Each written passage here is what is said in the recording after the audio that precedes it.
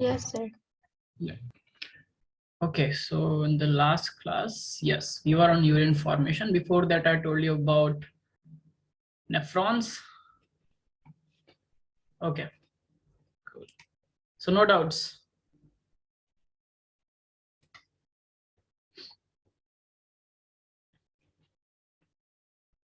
Okay, did I give you any homework to you, any assignments or something to look and come back?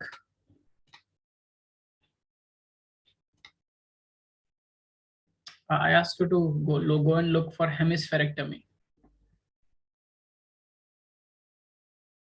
Did you? Yes, sir. So what did you find, Mariam? Surgery of half brain, taking out of the half brain. And still the person is alive, right? Did you get to know that there are still people living right now? Yes, sir. They're good artists, businessmen, normal working women, men living with half a brain. Okay. Anyways, so this was to prove the point that all our organs in the body never always work at the, they always work suboptimally, right? Never at their full capacity, because that's not required under normal physiology. So our body is actually, human body is a marvelous machine because it's not just ready to survive and live, it's also ready to survive in extremes sometimes. So the moment you get out of your homeostasis and your normal environment and go into extreme, it's not like that you will die, because the body can adapt accordingly and also have counter mechanisms and countermeasures it takes, all the organs, to ensure survival first, right? So this is what we understand from there. Okay, so today we will be starting with tubular reabsorption and tubular secretion, okay? And I'll be explaining you this part in slightly detail because this is also important. So tubular, what is tubular reabsorption? So this is the Reabsorbing reabsorbing what? the stuff that got separated from the blood. What is that stuff called? Glomerulars. Glomerular filtrate, because that's Yes, sir. filtered by glomerulus, and that's not urine yet because it's a lot. It's around 180 liters per day. So, and every minute it's around 125 ml, out of which 124 ml gets reabsorbed. So, which means that more than 99% we are reabsorbing back, right? So, hence tubular reabsorption becomes very important, and also tubular secretion plays a crucial role in the process of reabsorption and maintaining the balance, about which we will discuss today. So today I will also have to make another diagram to explain you this. Sorry, it's just, let me choose a pen. Okay, now just keep telling what I'm drawing, okay? And today I'll be just drawing it slightly different, but you will understand it. So just keep telling the names of the structures that I'm drawing.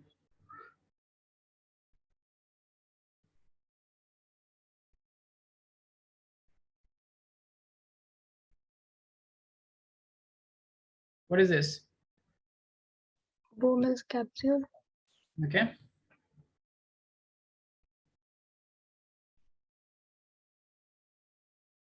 And then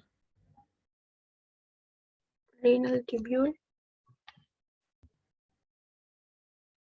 everything is called renal tubule. You have to give me names. Proximal tubule. First is the proximal tubule, then we go on to the Decreasing loop of Henle. yes, and then to the And then ascending loop of Henle. and then I'm just making it a little deconvoluted because I have to explain a lot of things. But if you have attended the class yesterday, you will. Anyone here who was not present yesterday? Me, sir. Yes, Riva, why were you not present yesterday? So I had my chemistry board exam today. That's why. Okay, how did it go? It was hard, but okay. These are the final boards? These are the first term boards. First term boards. Okay.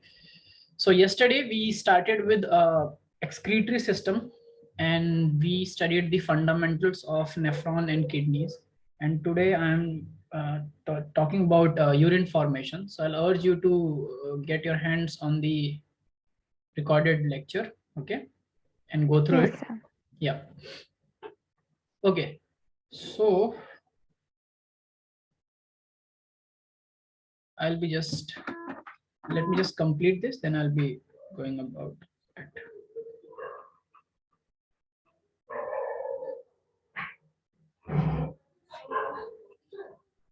Okay, so today basically, just give me one second.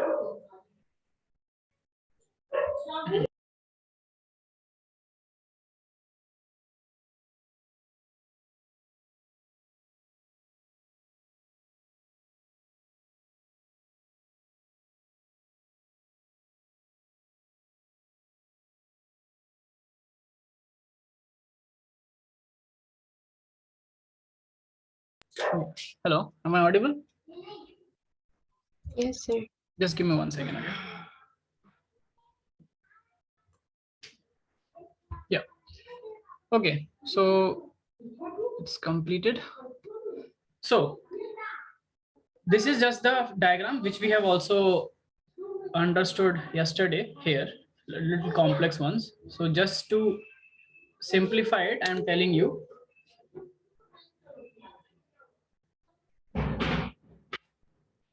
So this is the blood vessel which comes, basically the capillary, okay. And for this part where we are talking about tubular reabsorption and secretion, the blood vessel part is not important. Otherwise, I could have made it here also because it stays here. But let's just let it be. We will only talk about the tube. So this part here is called, what's called? So those who were there in the last class can revise. Keep answering with me. So this is called Bowman's capsule, okay? It's also known as glomerular capsule or glomerulus, okay? And this part here is your PCT, proximal convoluted tubule. So I'm just writing PCT, proximal convoluted tubule. Then this is your descending loop of Henle, okay?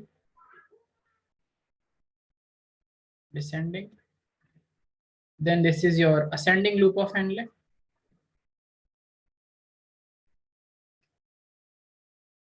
This is your DCT, distal convoluted tubule. And this is collecting duct, CD. Okay, clear everyone? Yes, sir. Now glomerular filtrate is formed here.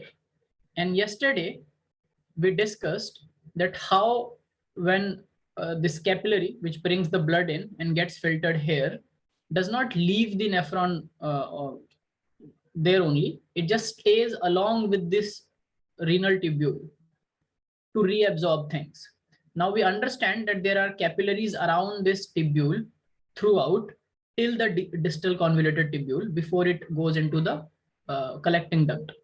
But we are not making it here today because it's understandable, right? Now at the PCT, things you have to remember is what is reabsorbed and what is secreted. So reabsorption means that from the tubule, it goes back into the blood or in the capillaries. Is it clear? Yes, So I'm sir. not making the capillaries here. And secretion means that the renal tubule itself or the surrounding tissues itself secrete things inside the renal tubule. It does not means that blood is secreting something back into the renal tubule. Do you understand that? Blood is here just to negotiate and bargain and reabsorb things. So things which are secreted are either secreted by the tubule itself or by the surrounded tissues. Is it clear, everyone? Yes, sir. Okay, so I will make arrows, let's use arrows. So what all things you are secreted are reabsorbed from the PCT. So remember in the last class I already told you that the glomerular filtrate, let's just state it once again. Mariam, would you like to help me? Glomerular filtrate contains what? Glucose, amino acids, nitrogen wastes, and ions or minerals. Glucose, amino acids, ions, you said, and water and Nitrogen waste. yes, nitrogenous wastes. Nitrogenous waste. Right. Now, out of all of this is important, right?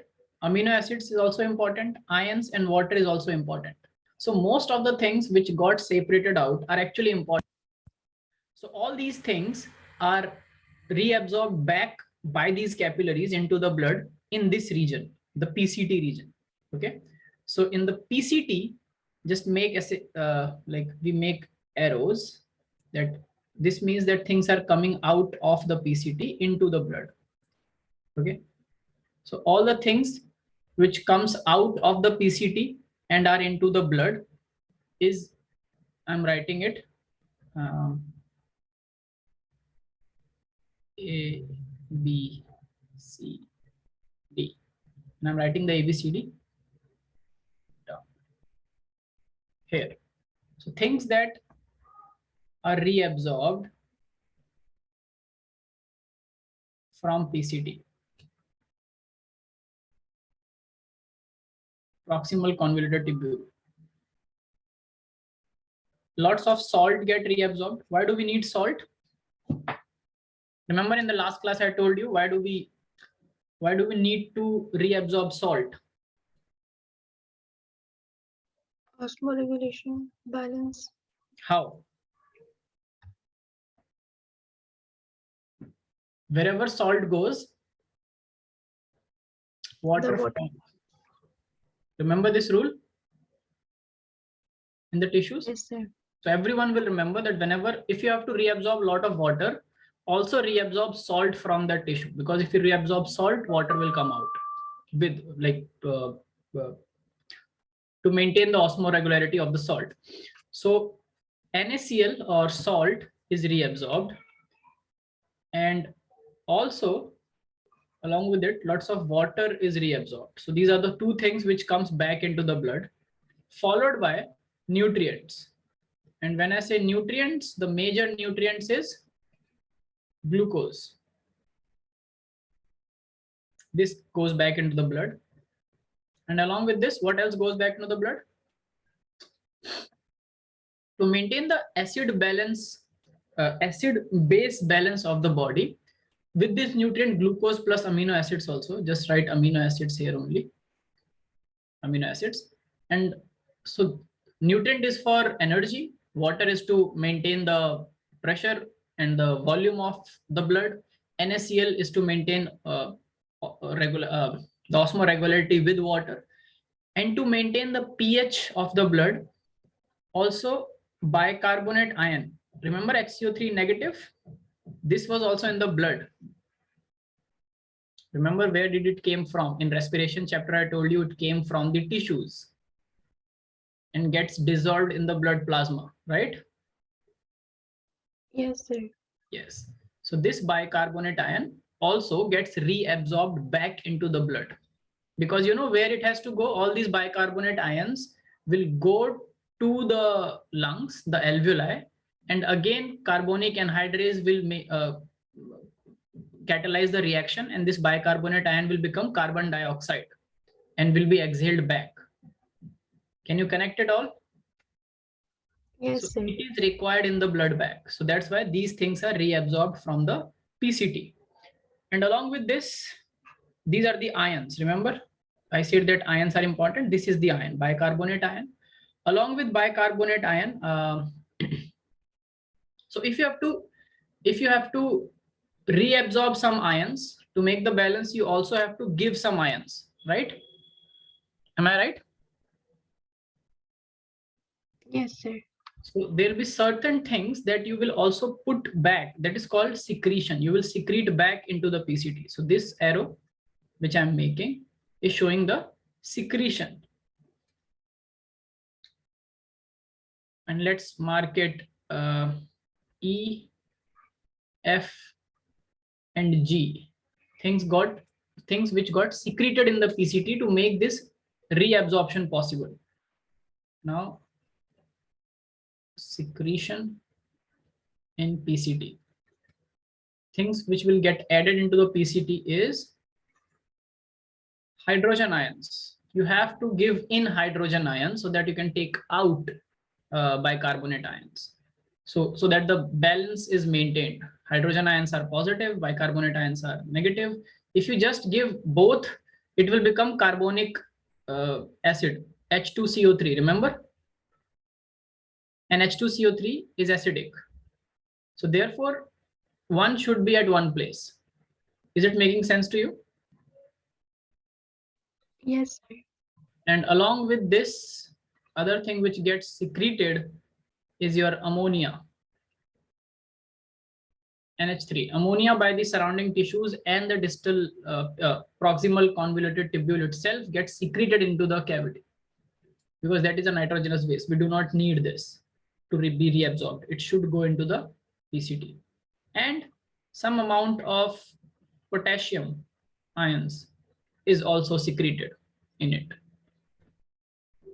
Some amount of potassium ions is also in some books is said to be reabsorbed. So this is dynamic. It's also some amount is reabsorbed, some amount is secreted in it. Is it clear, everyone?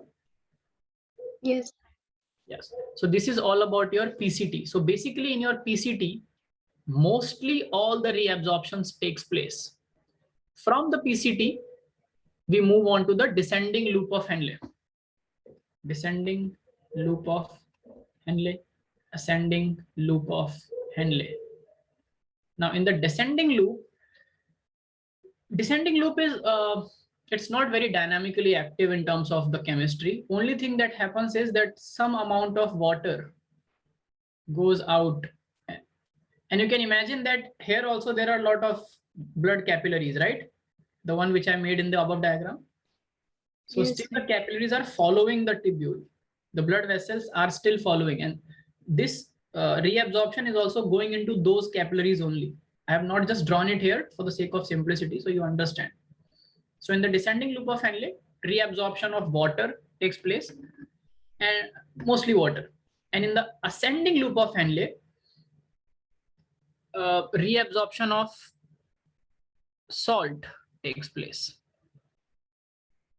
Because if you're taking water, you also have to take salt. Wherever salt goes, water follows. Wherever water goes, salt follows. Is it clear, everyone? Yes, sir. So a lot of NaCl will be reabsorbed back from the ascending loop. So descending loop is mostly for water, and then ascending loop is for salt. And again, when we go to the distal convoluted tubule, DCT, this is just the final check. So you have done everything. So it's just like your examinations. You went through all your routine, okay, and then you revise, right? So DCT is for the final revision. In the DCT, nothing new happens, but almost the similar kind of things that which comes out. So one thing which is again reabsorbed if it is still left. So if your PCT and your ascending loop of Henle has reabsorbed salt, but still there is some salt left, which is important for the body, or body needs salt. Where do body needs more salt? In very hot, sweaty conditions, because when we are sweating a lot, we are losing a lot of salt, right? All our sweat is salty because of that. And if someone is sweating profusely, you will see that the cloth sometime which gets wet by the sweat also gets some whitish powdery substance deposited on the cloths. Have you experienced this? Yes, sir. That is the salt, pure salt. So for that, in those conditions, we need more salt. So if some extra salt is still there, it will be get reabsorbed from the DCT just as revision. And potassium ions will be secreted back. So this is reabsorption, this is secretion into it, because you have to maintain the balance. We cannot just take out salts and ions and not give it anything. We have to give potassium. So that's why I have mentioned it here, that potassium comes in both reabsorbed part and also in the secreted part. Is it clear to you? Yes. In the PCT, mostly it was getting reabsorbed, whereas in the DCT, it's also getting secreted back into it, along with the same hydrogen ions get secreted back into the DCT, and water. If you can still take out water, you will take out water. And remember, I told you about ADH, a hormone, ADH, in the last chapter. Yes, sir. What was ADH? Antidiuretic hormone.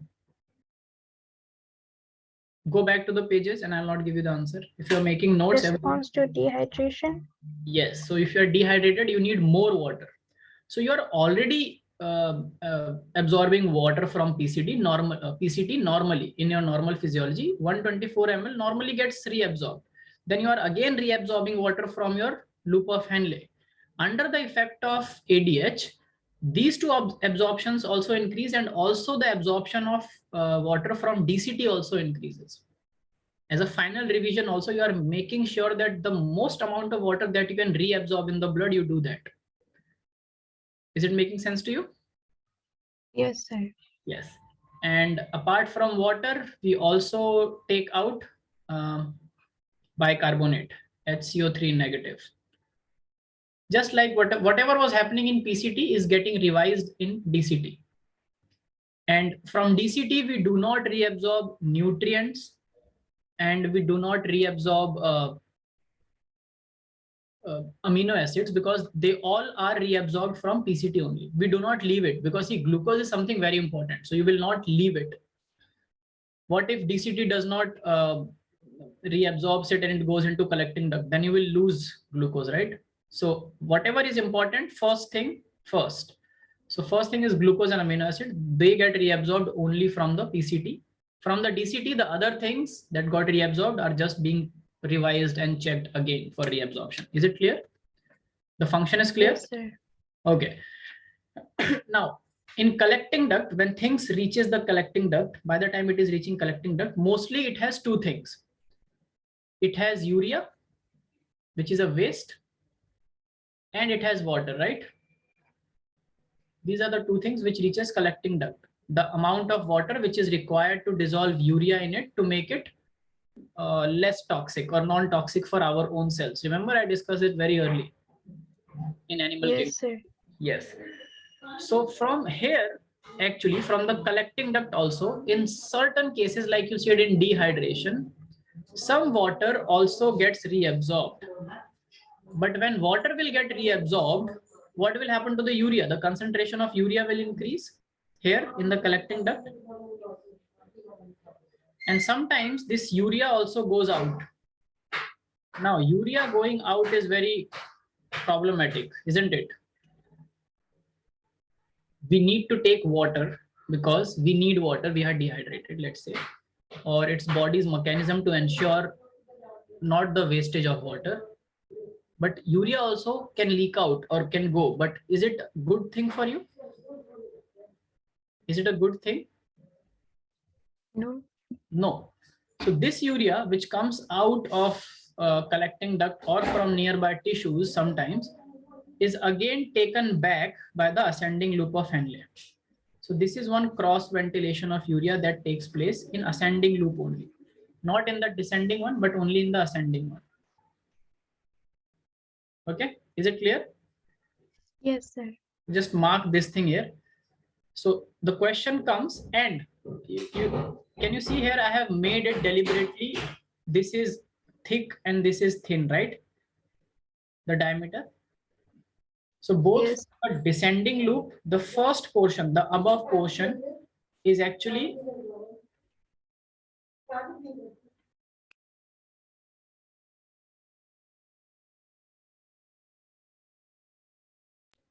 hello, am I audible? Yes, sir. Yeah. Was my voice lost or Okay. So both for descending loop and the ascending loop, there is a thicker part and then there is a thinner part. Okay. That is just called as the thin segment or the thick segment of both ascending loop and descending loop. Okay. And if a segment is thick, the pressure in that segment will be Less. thin. Sorry, if the segment is thin, the pressure will be more because it's thin, right? So in the thin segment of ascending loop, urea is reabsorbed from the nearby tissues or from the collecting duct, which comes out.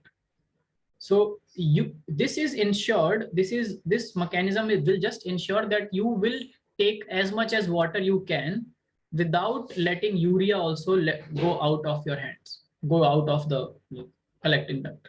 So if water goes out, it's fine, it goes into the blood. If urea comes out, it again is reabsorbed by the thin segment of ascending loop of Henle. In the thick segment, there is no urea reabsorption, it's only water reabsorption. Is it clear? Yes, sir. Okay, so the term reabsorption, make it clear in your mind, and I'll just write it here. For this segment, the term reabsorption means from renal tubules into blood. Okay, and secretion means simply into renal tubule, not from blood. It can be from adjacent tissues or the tubule itself, but into the renal tubule. Is it clear? These two terms are clear to you? Yes, sir. So what gets reabsorbed and what gets secreted in which part of the nephron is clear to you? Yes, sir. Is it clear? So just take 1 minute and go through this diagram, and then I'll dictate you certain things. Go through this.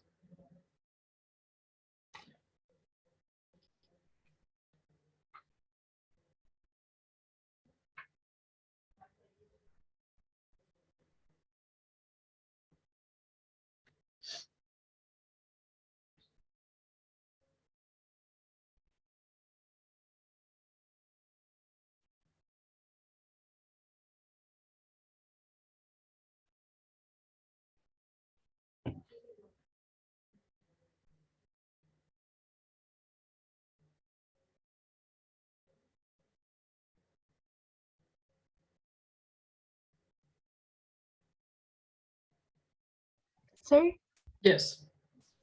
sir, when they ask what is being reabsorbed in ascending loop of Henle, so along with NaCl, do we also mention urea? So in the ascending loop of Henle, what is being reabsorbed is NaCl. Urea is not getting reabsorbed. Urea is getting secreted into the ascending loop of Henle. Whatever Okay, into the renal tubule is called secretion. Here it's slightly different because it's leaking out from the collecting duct and getting into the renal tubule. So most of the time we think that it's absorbing, it's reabsorption, but it's not reabsorption. It's still secretion into the renal tubule only. Is it clear? But from the surrounding tissues. So if they ask you what is getting reabsorbed from the ascending loop of Henle, you will only say NaCl.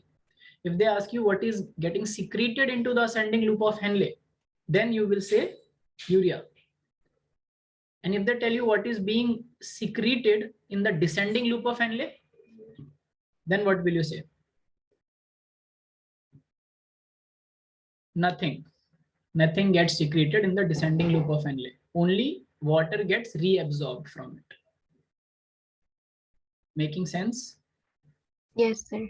If they ask you what is getting secreted in the PCT, then what tubular secretions are happening in the PCT?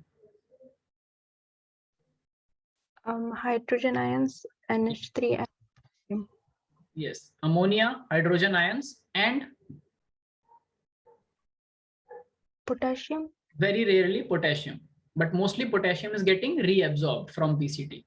If they ask you what is getting tubular secretion in the DCT, then you will say potassium ions and hydrogen ions, not ammonia there, because all ammonia got secreted into the tube in the PCT region only. Is it clear? Yes, So it's sir. a story. Whatever is most useful and most harmful is taken care by the first section only, the PCT. Then rest is just to maintain osmoregularity and to revise the things that we have not made a mistake. And if still in the collecting duct, due to reabsorption of water, there is mistakenly reabsorption of urea also by the surrounding, or leaking of urea also from it, then that also gets secreted back into the ascending loop of Henle, the renal tubule, which is called ascending loop of Henle. Is it making sense? No doubt. Yes, sir. Totally clear in everyone's mind, the story? So those who did not attended yesterday's class will be finding it a little difficult to understand what's happening, right? And if that's the case, please go through both yesterday's recorded class and then also revise what we are discussing today. Is it clear? And try not to miss classes, because this was just, slightly complicated, because kidneys seems to be very simple but are very complicated actually. Now, so this was tubular reabsorption and tubular secretion. That's clear, right?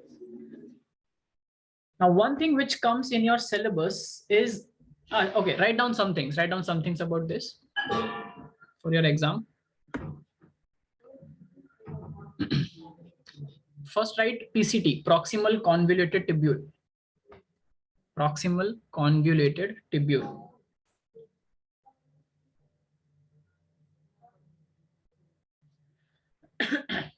PCT is lined by, so PCT does the most, almost all the reabsorption happens from PCT. So the epithelium of PCT will be something like the epithelium of intestine. Do you remember? To increase the surface area for reabsorption. Is it making sense to you? Yes, sir. Okay, so write down. PCT is lined by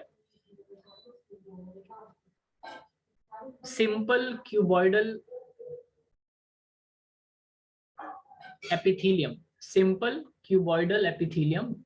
In the bracket, write down brush border epithelium. It's called brush border because the border looks like this.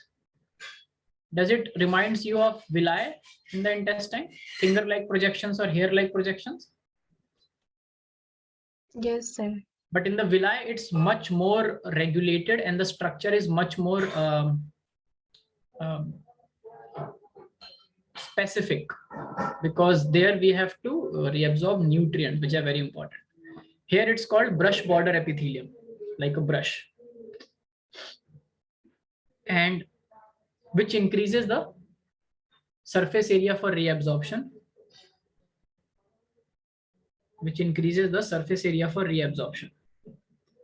So you will be appreciating, and I think you all understand by now, that if this is the renal tubule, the PCT lining, and this is the capillary which is just surrounding this lining. Okay. So this is the capillary and this is the renal tubule. So if its internal border will have brush border like things, it will get more surface area to reabsorb things and put it here back, right? This is what is basically happening. Is it clear? Yes, so sir. it is reabsorbing from its own lumen, just like intestine is reabsorbing or absorbing from its own lumen and then sending it out. Okay, write down all essential nutrients in PCT only. All essential nutrients, around 80% of electrolytes and water, lots of water. All essential nutrients, 80% of electrolytes and lots of water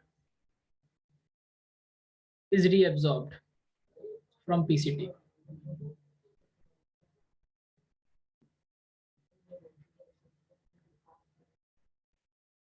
And the last point, just add, it also helps in maintaining the pH balance.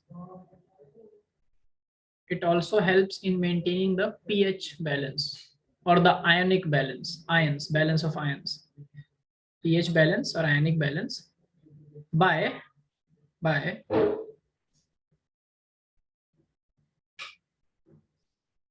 secretion of H plus ammonia,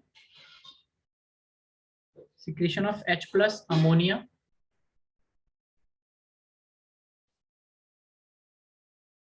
and some potassium ions, some K plus into the filtrate, some K plus into the filtrate,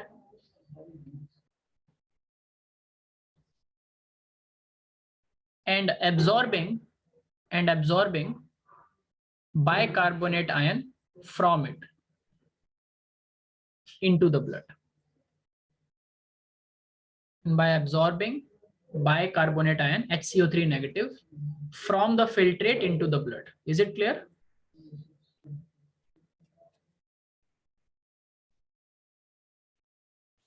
Right, everyone? Clear? Say yes or no? Yes, sir. Okay, very good. Now let's come to loop of Henle quickly. Loop of Henle is just the write down reabsorption is minimum in reabsorption is minimum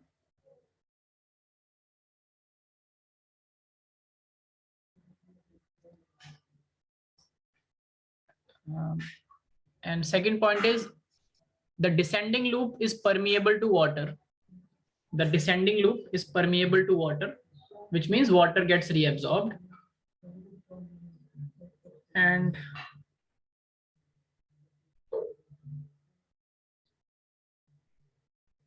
just add that the descending loop is permeable to water and impermeable to electrolytes. So that's why NaCl does not go out along with it.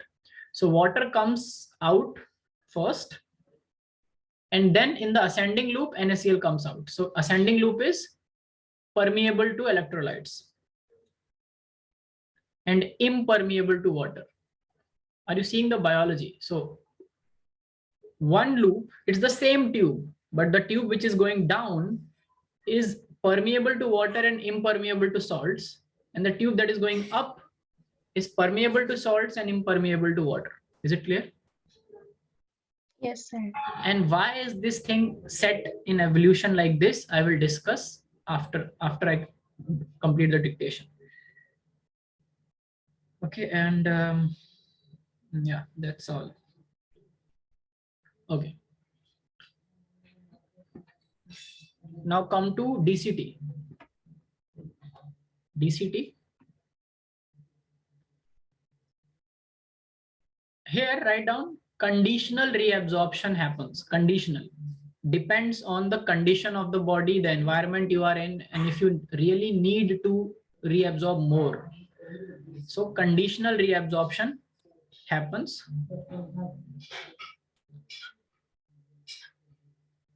of sodium ions and water or electrolytes and water if required. If someone is drinking enough water throughout the day, then the DCT will not reabsorb more water. Do you understand why? Because your blood already has a lot of water. So we will only reabsorb the important part from the PCT and from the loop of Henle, and in the DCT you will just let it go. Okay, we don't need much more water, and also we have enough salt, we are not sweating. Is it clear? So DCT reabsorption is only conditional. Okay. So conditional reabsorption of NaCl, water, and bicarbonate ion. Yes, bicarbonate ion. And write down tubular secretion of hydrogen ion and potassium ion. H plus and K plus is tubularly secreted to maintain the pH, to maintain the pH of what? The urine, which is now being formed. Okay, urine also should have a pH. Urine is slightly acidic, but it should not be very acidic to just kill the own cells of bladder and urethra. So to maintain the pH and the sodium potassium balance in the blood, to maintain the pH and the sodium potassium balance of the blood, pH of urine and sodium potassium balance of blood.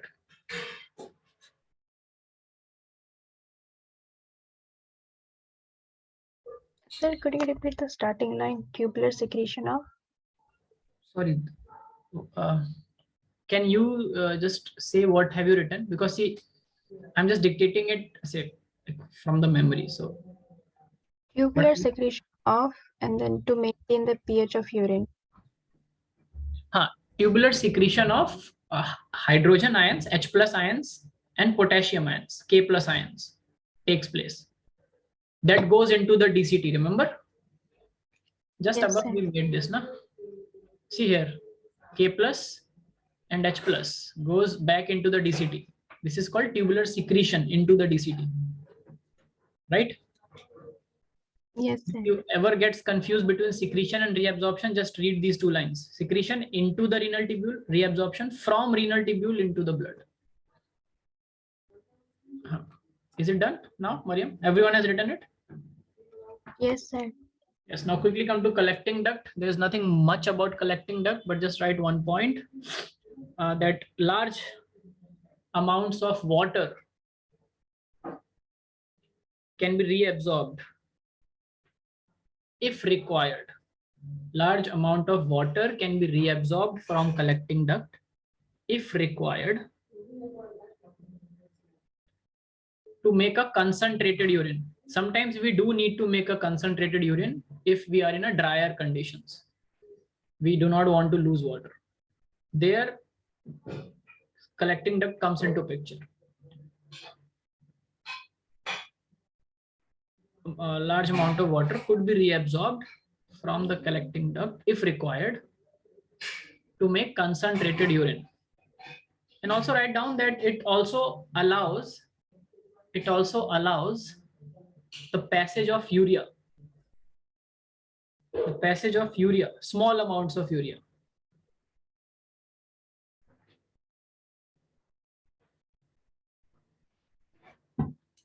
Into the interstitial tissue. And see, this passage of urea is like a, what do we call, what's the word for, it's not like collecting duct wants to do it, but it has no other choice. See, if you are losing lots of water, you have to lose some urea also to maintain osmoregularity. Osmoregularity is always between the solvent and the solute. Is it clear? Yes, sir. And since everything in the renal tubule works on the principle of osmosis, diffusion, and gradient, okay, osmoregularity. So if you are losing water, then you have to lose urea. You have no other choice. But then if you lose urea and if it keeps accumulated in the interstitium, because it's a waste product, it will cause toxicity. So again, it comes and then it goes back into the thin section of ascending loop of Henle. Clear? Yes, sir. Very good. So that's all about urine formation. This is how urine is formed. And one thing which is important, and to make all of this possible along with concentration gradient and your osmoregularity, is called a counter current mechanism.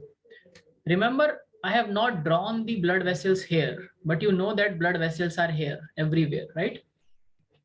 And Yes, it's sir. reabsorption and secretion is an interplay between blood vessel and the renal tubule, right? So I'm just teaching you in fragmented pieces so that you understand each layer, and then you have to put both of them together. So first we understood about the broader anatomy and the broader things. Then we understood how what reabsorbs and what gets secreted. Now we will understand and study the final thing, which is called, so there is a mechanism which governs this reabsorption and secretion between blood and the renal tubule. And that mechanism, of course, that mechanism is gradient based or osmoregularity based, but that mechanism is called counter current mechanism. And this comes in boards as well as in your entrances. So counter current, what do you mean by counter current mechanism?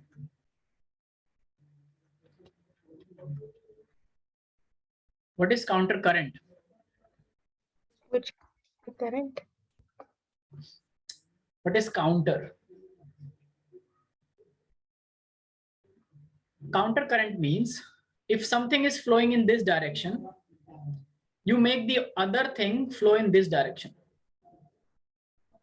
Okay. To begin with, very simply, you can only establish a counter current mechanism by making opposite flows first. What are the two things which are flowing here? Tell me. What is flowing in the renal tubule?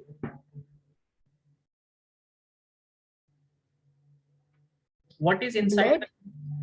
Inside the renal tubule? There can never be blood inside the renal tubule. Otherwise, we will be urinating blood.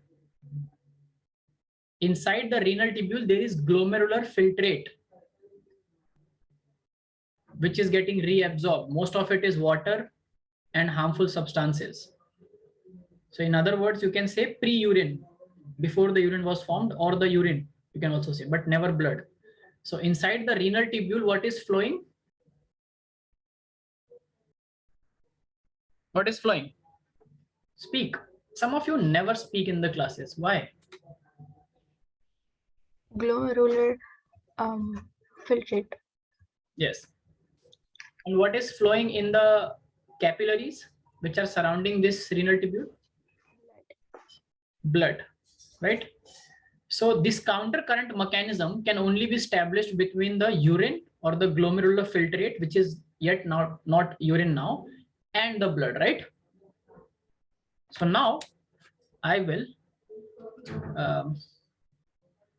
all of you have NCERT with you? Everyone has NCERT with you right now? Yes, sir. Yes. So please open your NCERT. And if I remember it correctly, it's the last diagram. It's in red and blue. Come to the last diagram of your excretory chapter. Yes, sir.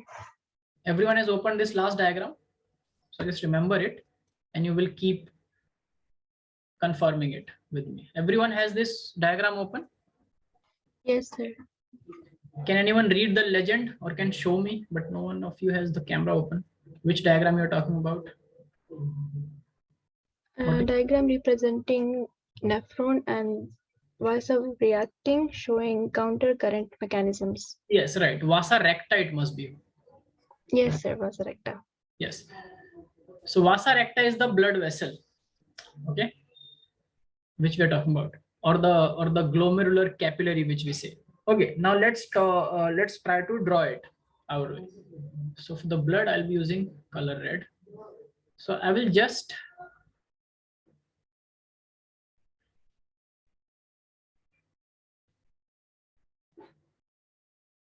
lot of drawing we are doing in this part. Okay, and for the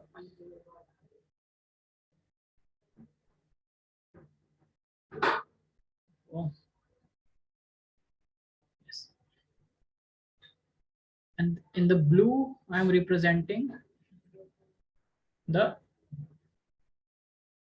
this is the renal tubule. Okay, and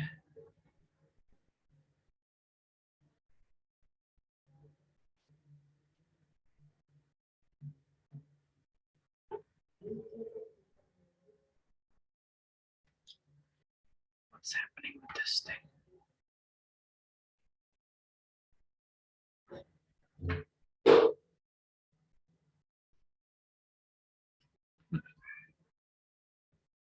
And this is the blood vessel. Now just imagine that both of them are overlaid upon each other because they basically are running together, but I'm just making it separately.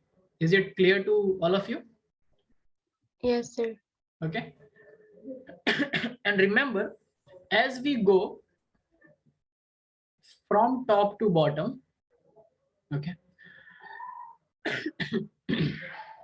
the osmoregularity increases and the range is somewhere, please confirm it, somewhere between 300 to 1200, right? 300 to 1200 mole osmolar. This is the range, right? Yes, sir. So as we go down and to divide it, on the upper side is the cortex of kidney, and as we go down we reaches towards the medullary region of kidney. Okay, so towards the medulla the osmoregularity increases. Now whatever is happening together. Now the flow in renal tubule, you all know what will be the flow in renal tubule. It, whatever is inside, which is the glomerular filtrate, it flows like this, right? It goes Yes, sir. down and then it goes up, and here will be somewhere Bowman's capsule,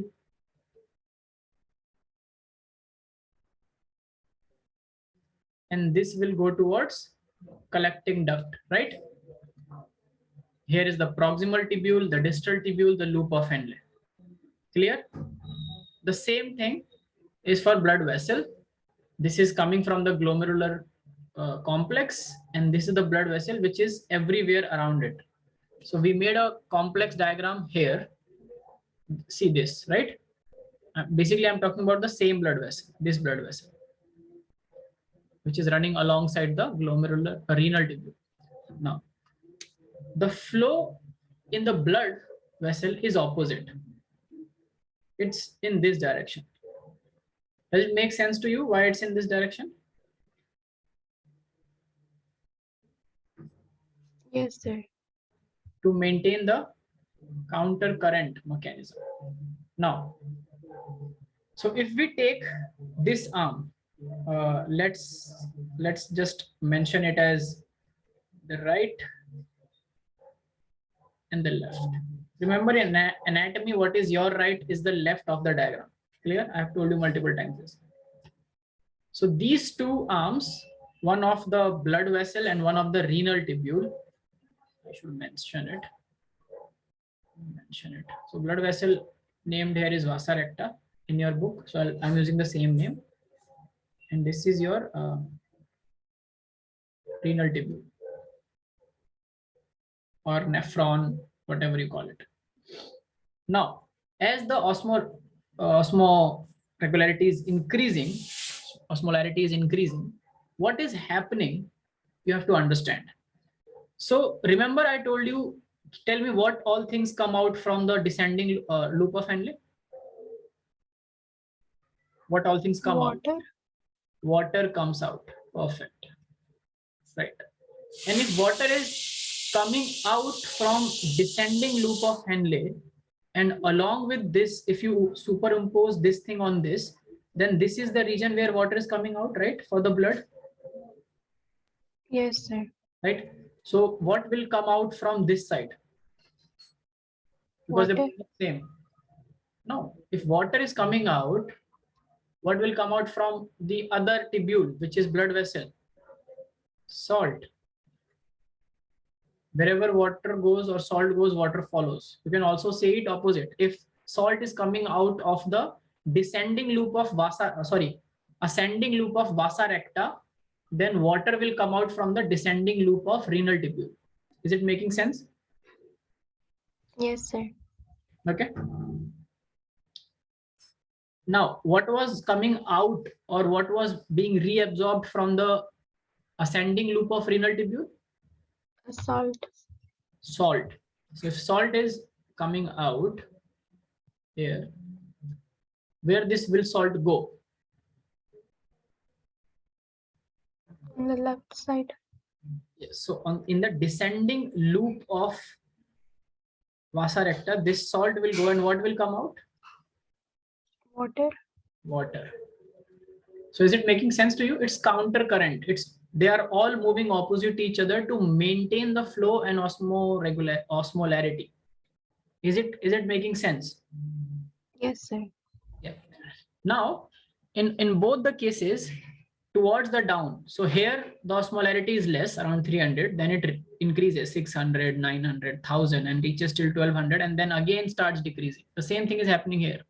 300, 600, 900, 1200, and then starts decreasing, right? The gradient goes like this. So you just have to remember the counter current mechanism. Write down few things about counter current mechanism.